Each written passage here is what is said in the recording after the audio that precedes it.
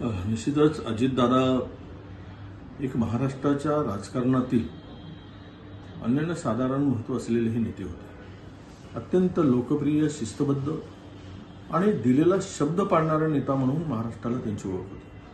धडाडीने निर्णय घेणं, सकाळी 7 वाजता उठून कामाला लागणं आणि जनतेचं काम करणं आणि विशेष म्हणजे जे होणार नाही ते होणार नाही म्हणून स्पष्टपणे सांगणं आणि जे होतं त्यामध्ये कुठेही आळेवेळे न करता ते काम करणं, असा स्पष्ट वक्ता, असं एक ज्याला आपण म्हणू की फार क्वचित असे नेते होतात.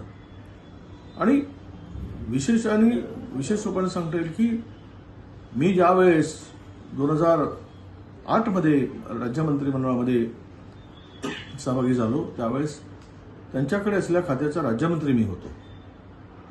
आणि नवीन माणसाला कसं सोबत घेऊन त्यातले बारकावे कसे समजवावेत हे समजवण्याचं काम सुद्धा दादांनी मला केलं. आणि राजकारणामध्ये आपण कसं वागलं पाहिजे याचे धडे सुद्धा त्यावेळेस त्यांनी माझ्याशी चर्चा करताना अनेक गोष्टी मला त्यांच्याकडून शिकता आल्या. त्यांच्याबरोबर नंतरही मंत्रिमंडळामध्ये कॅबिनेट मंत्री म्हणून काम करण्याची संधी मिळाली. गेली 25 वर्ष सातत्यानं त्यांच्याबरोबर कधी सत्ताधारी बाकात तर कधी विरोधी बाकात बसून काम करण्याची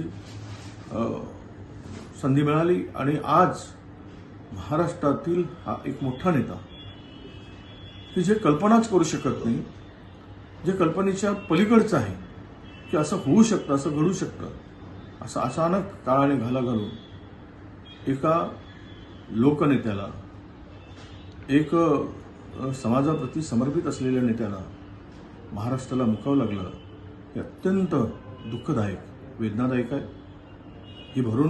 ही हानी भरून न निघणारीच आहे.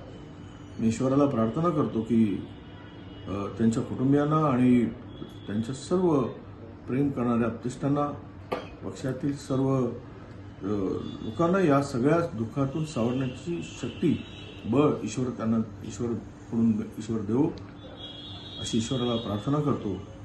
आणि न भरून निघणारी हानी झाली, महाराष्ट्राची प्रचंड ही हानी मला वाटतं की अजितदादाच्या निघून जाण्यानं झाली आहे.